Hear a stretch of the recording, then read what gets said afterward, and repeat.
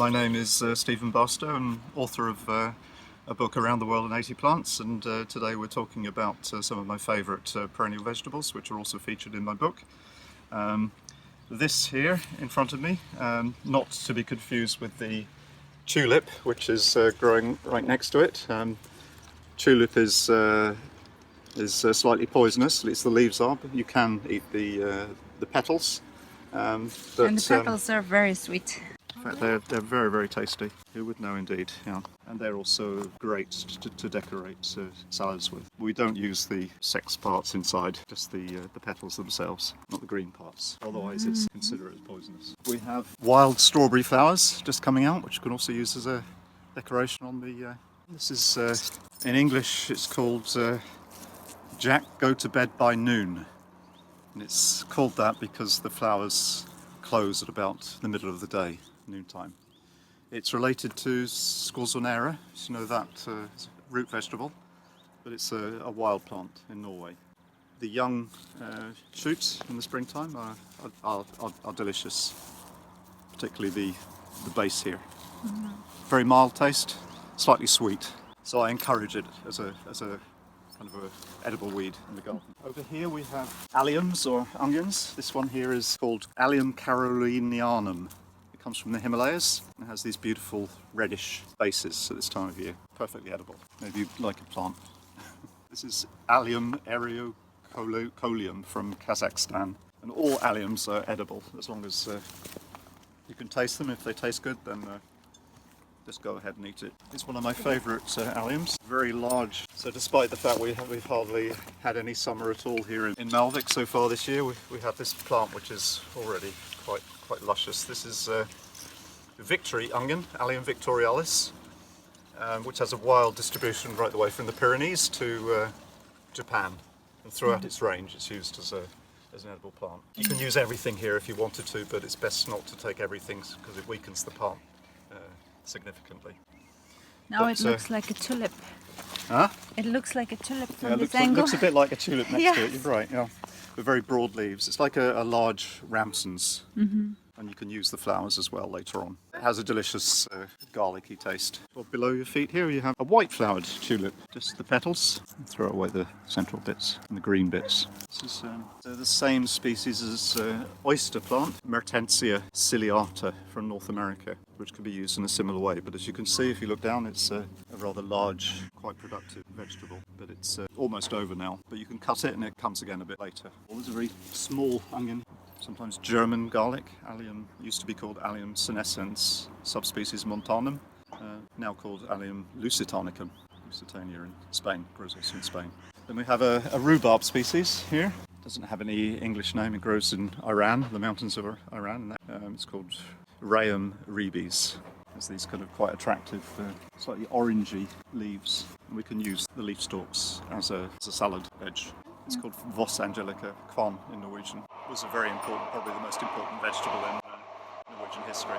This is another Siberian onion, Allium senescens, sometimes called blue chives, I think, which I don't think is a very good name, but it's one of the Siberian onions. Very, very productive. There's another one behind you. If you look up, slightly different selection. This one here, you see. So masses of onion at this time of year. So you never need to go and buy onions. You grow perennials.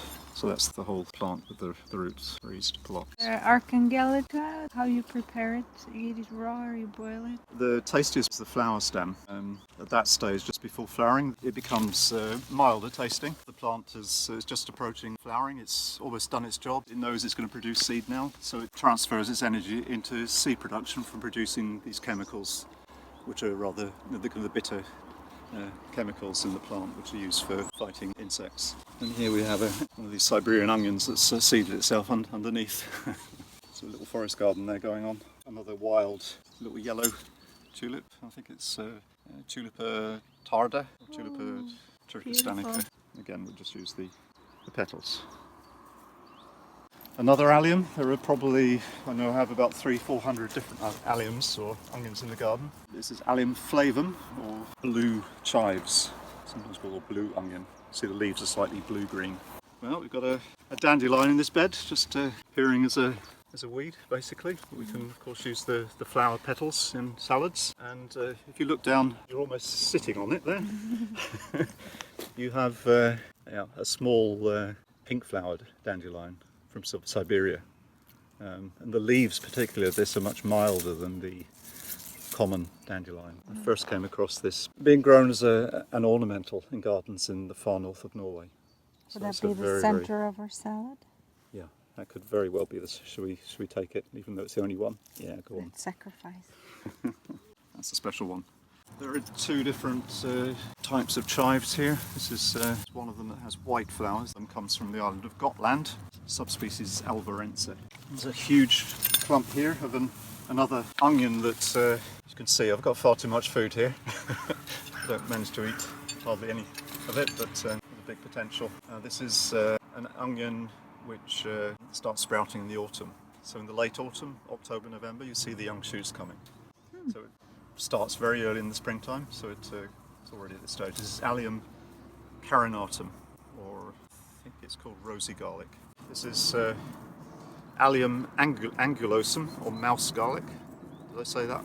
No, this one's mouse garlic, that's right. So down here we have Sanguisorba officinalis. It's related to salad burnet, and you can use the very young shoots of this in salads. Once the leaves get to this stage, they're a bit too coarse. You can use them cooked, but for a salad, they're best these very young parts.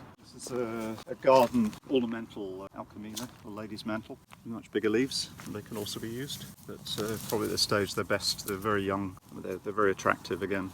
Can be used on top of the salad as a kind of a decoration. What else? Then if we look down here, this is one of my favourite families. This is the Malva family, mallows, kattorstene in Norwegian. These also appear very early in the spring. Used to be a very, very important vegetable in the Far East before the brassicas arrived from Europe. This is Malva moscata, musk mallow in English. And then we have a rather unusual allium here. It's Allium carataviense. Very, very broad leaves and these beautiful, beautiful little shoots. Some people who grow this as an ornamental will probably shirk at me actually picking one of these. You know, just now it's not going to flower, it's that one. But these little shoots are rather beautiful at this time of year. Quite tasty. There you go. Yeah, there are various other onions here. This one is rather pretty. This is Allium paradoxum. Beautiful nodding white flowers, very, very early. We can pick 2 or 3 of these because they're almost finished now anyway. Starts flowering in the middle of April here. So they've been at it getting on for a month. Very nice, eh?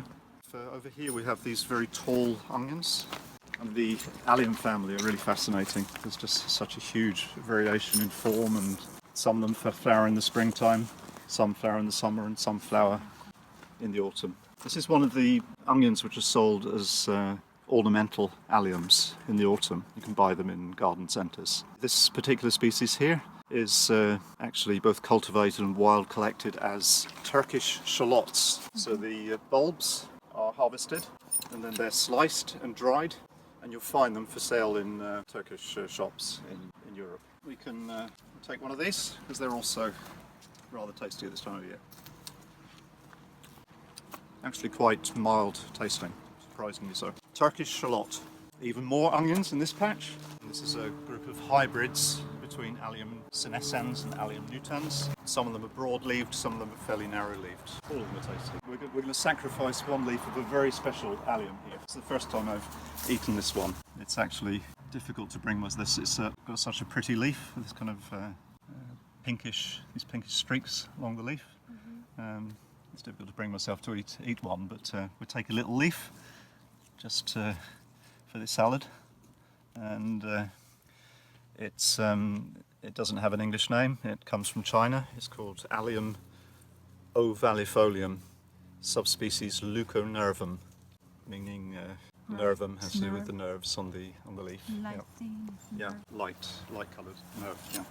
Down here we have this flower, Lunaria annua, which has a very nice edible flower which you can use in spring salads. So this is Lunaria annua, which is, as it suggests, an annual. So it just flowers and dies every year. And up here we have Lunaria rediviva, which is a perennial called honesties.